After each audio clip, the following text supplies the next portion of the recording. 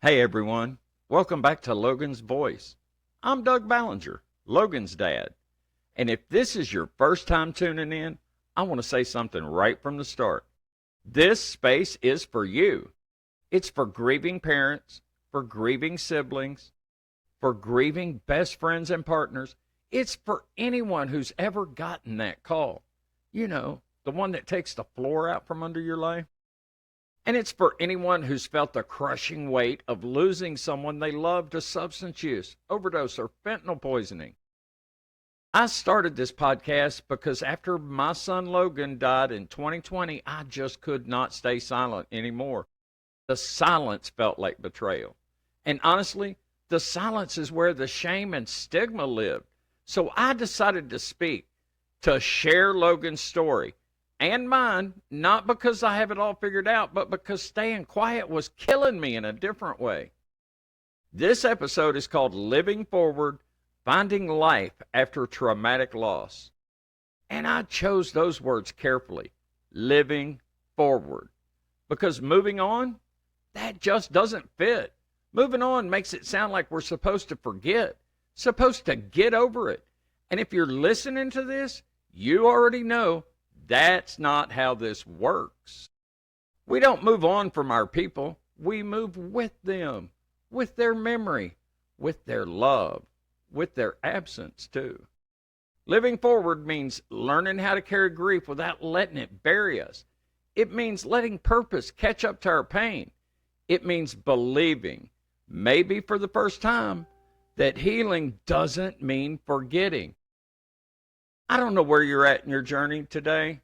Maybe it's been a month. Maybe it's been 5 years. Maybe today you got up and made coffee and folded the laundry. And maybe that felt like a mountain. Or maybe you stayed in bed and cried. Either way, I'm proud of you. You're here. You're listening. That counts for something. This episode is not going to give you the steps to fix your grief because there's no fix.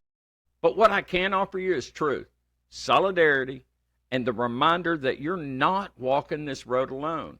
So let's talk about what it really looks like to live forward, even when the world tells you you're supposed to be okay by now, even when your heart is still broken wide open.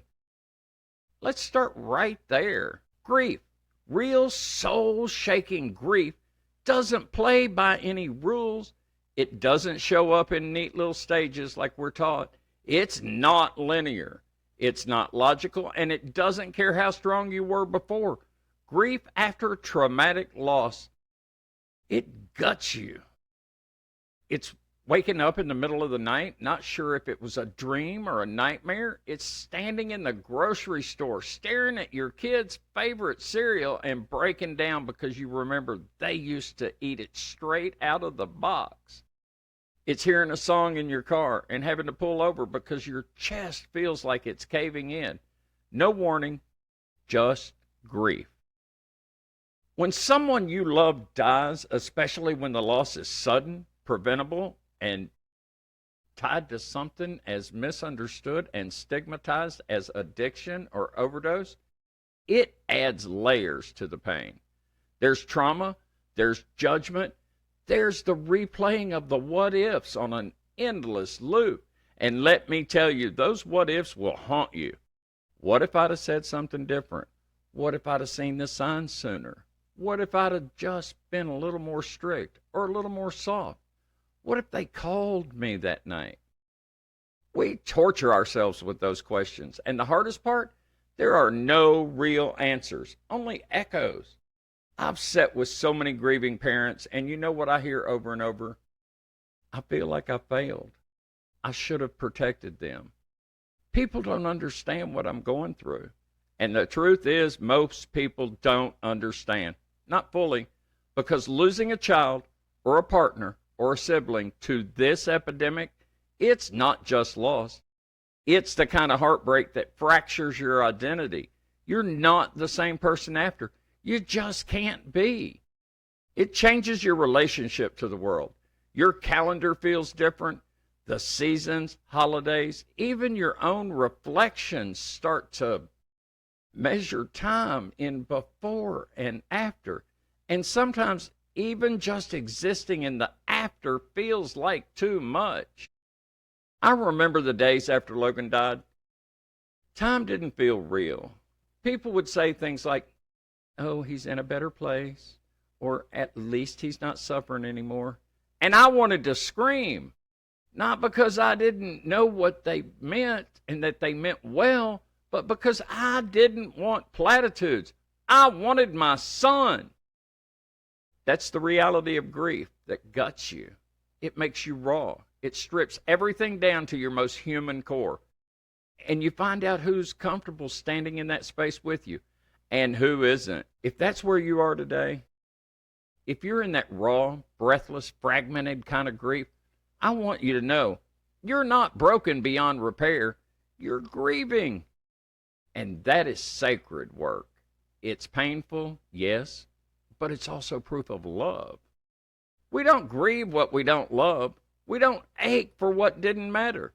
So if your grief is heavy, it means your love was deep, and that matters. The pain we carry, it's unbearable some days, but it's also the shape of our love in a world that no longer holds the one we lost. That's why it hurts, because they mattered. So let's hold space for that. Let's speak the names. Let's sit in the hard truths without rushing past them, because the only way through this kind of grief is through it, not around it, not above it, and definitely not by pretending it isn't there. And when we sit with it, really sit with it, we open the door for healing. Not forgetting, not fixing, but healing. Because healing doesn't mean the pain goes away. It means we learn to live with it and still choose to live it all. And the question we don't ask out loud, after the shock, after the funeral, after the texts stop coming and the casseroles go cold, there's a silence. And in that silence lives a question we almost never ask out loud. What now? It's not dramatic. It's not always spoken through tears. Sometimes it's whispered in a hospital room. Sometimes it hits you while folding laundry, standing in line at Walgreens, or driving past their favorite spot. What now? What am I supposed to do with this hole in my life? How do I keep going when everything around me feels meaningless? What does life even look like without them? These questions don't always come with words. Sometimes they show up in the form of numbness. You're breathing, but you don't feel alive. You go through the moments, but it all feels hollow. If you're like me, you might have tried to outrun the grief at first. Stay busy, stay distracted, stay strong. That's what the world tells us to do, right? Be strong, keep your chin up, don't let it break you. But the truth is, when you lose someone to something as cruel and preventable as fentanyl poisoning or overdose, it does break you. Of course it does. You loved someone with your whole heart, and they were taken away. That feels senseless. No one's built to be strong in the face of that. And yet, there we are, standing in the wreckage, looking around, and at some point, maybe not right away, maybe not for months or years, but we begin to ask, now what?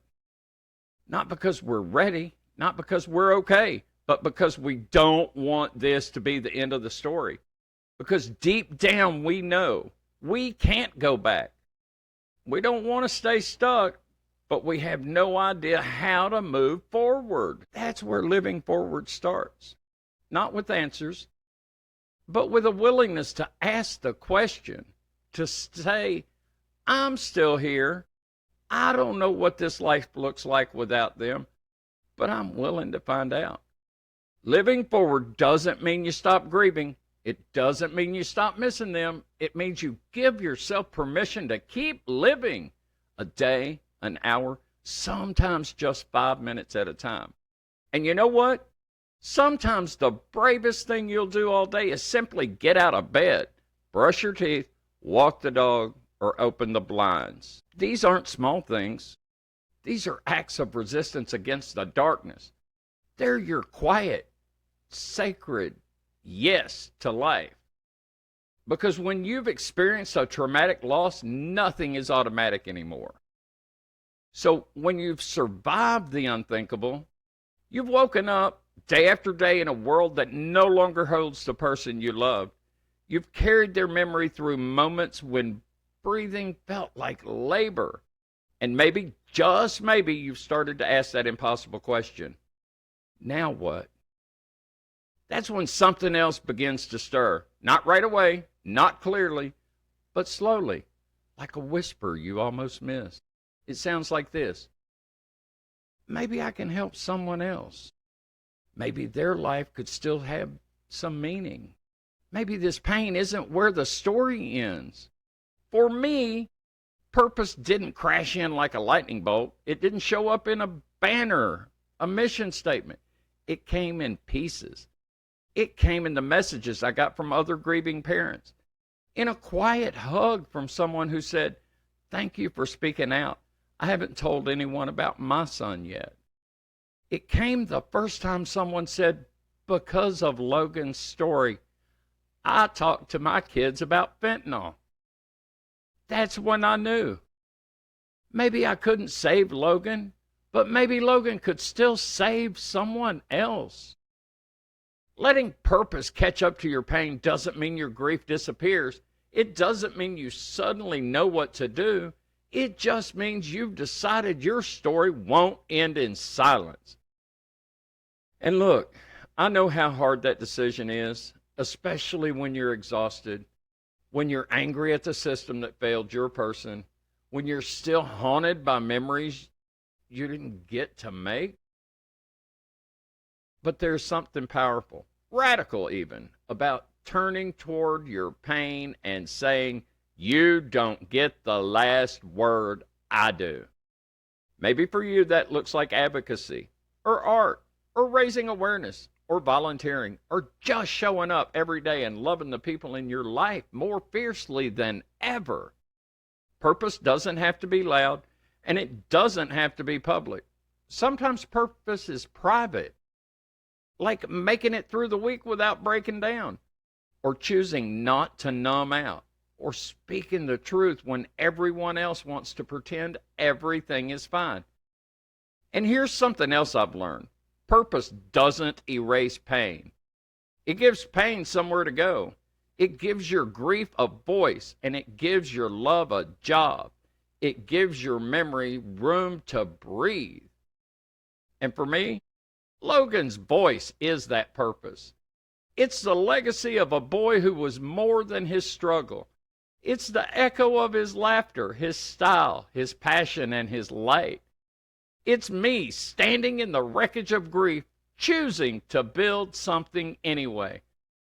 Because if our children, our partners, our siblings, if the people we've lost can no longer speak for themselves, then by God, we will speak for them. We are their voices now. One of the hardest parts of grief, the part almost no one talks about, is this fear that if we start to feel better, if we laugh again, love again, or simply go a whole day without crying, we're somehow betraying our loved ones. That if we live forward, we're leaving them behind. I wrestled with that a lot, especially in those early days. When I smiled, I'd catch myself and think, how can I smile when Logan's gone? When I laughed, really laughed for the first time after he died, I felt guilty. Like I was letting go of something sacred, like I had no right to joy anymore. But over time, I've come to understand something deeper. Living forward doesn't mean forgetting. It doesn't mean you stop missing them. It doesn't mean their chapter is over. It means you've decided their story deserves to keep being told through you. Grief doesn't erase love, and love doesn't end with death. If anything, it deepens. It transforms into something invisible but ever present. It lives in your breath, in your choices, in the way you show up for others, in how you speak their name. Living forward means carrying them into the world you're still building. It means inviting their memory to walk beside you, not behind you. For me, Logan is with me every time I step behind this microphone. He's with me when I meet a parent who's just lost their child and I look them in the eye and say, I know, I'm still here too. He's with me when I see his favorite band pop up on a playlist, or when someone tells me his story helped them understand addiction in a new way. That's not leaving them behind. That's bringing him with me. I think sometimes the world rushes us to move on because our pain makes people uncomfortable, because they want the neat ending, the happy resolution. But there's no neat ending here, and that's okay. Grief is a companion now. Some days it's quiet, other days it takes the wheel. But what I've learned is that I don't have to choose between grieving and living. I can do both. I can cry when the tears come. I can laugh when joy shows up. I can even light a candle on his birthday and still bake a cake and sing. Because we don't move on from our people, we move with them. So if you're afraid to live forward because it feels like letting go, I want you to hear this. You're not letting go of them. You're holding them in a different way, in your heart, in your memories, in your advocacy, and in your healing. And every step you take in this new life you didn't ask for, every time you tell their story, every moment of joy you allow back into your life, that's not abandonment, that is honor. That's love that refuses to die just because they're gone. So here we are. We've walked through the rawness of grief, the silence of what now, the slow burn of purpose rising from pain, and the sacred truth that living forward doesn't mean leaving them behind. But I want to close this episode with something that feels both difficult and essential to say. The hard truth is this: we will never be the people we were before. We're not going back to that life. That person, the one who hadn't experienced this kind of loss, no longer exists. And as painful as it is to admit that, there's also something freeing about it. Because once you've been broken by grief, what you build next is entirely up to you. You may walk slower now. You may cry more easily. You may carry a scar so deep it's invisible to everyone but you. But you're still walking. That in itself is a radical act of courage. We live in a world that doesn't always understand grief, especially grief tied to stigma. Grief for someone who struggled with addiction. Grief that came with a side of judgment, whispers, and shame. So if no one has told you this, you're allowed to mourn fully. You're allowed to scream, to rage, to break, to rest. You're allowed to find joy again, not in spite of your grief, but because you're choosing to live. Because joy is a form of resistance. It's you saying, this grief will walk with me, but it will not define me. Logan will never be just a statistic. He's more than a toxicology report, more than a cautionary tale. He was my son. He was a grandson, a nephew, a friend, a cousin, a fierce soul with a style all his own, a laugh that filled rooms, and a spirit that still echoes in mine. And your person, the one you've lost, they were more too. We carry them in every life we touch, in every truth we tell, and every time we say their name out loud. Logan. We keep them alive in the most meaningful way possible, by living forward with intention, by turning pain into purpose, and by walking through the fire and lighting a torch for someone else in the dark. So, if today feels heavy, if you're still learning how to breathe in this afterlife, know this: you don't have to have it all figured out. You just have to keep showing up. And I promise, one breath at a time, you'll find your way.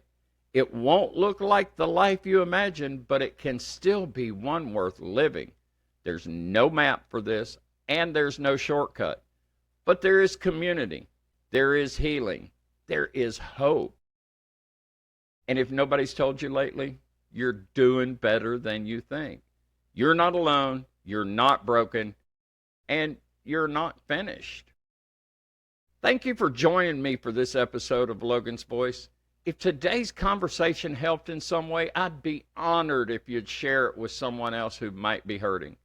If you're walking this path of grief, advocacy, or recovery, you have a place here. Your voice matters, your pain matters, and your story matters.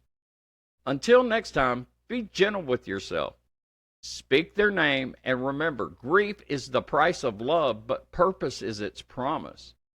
Take care of your heart and keep living forward. Before we go, I want to invite you to be part of this, because awareness saves lives. Grab a copy of my book, Logan's Voice, or Logan's Story. I wrote this book, and it's a raw, honest look at Logan's life, his struggles, and the legacy we're building together. Check out Logan's Swag Shop, where you'll find shirts and gear designed to start conversations and raise awareness and honor those we've lost. And of course, follow Logan's Voice, this podcast series, available on all major platforms: Spotify, Apple Podcasts, Amazon Music, iHeartRadio, and more. Every episode is a voice for the voiceless and a light for those still in the dark. Visit logansvoice.com to find everything in one place: episodes, merch, and the book, and more. Follow me on social media. Links are in my bio. Share this message, speak their names, and let's break the silence together. And remember, I am Logan's voice. I am Logan's dad. And I will not be silent.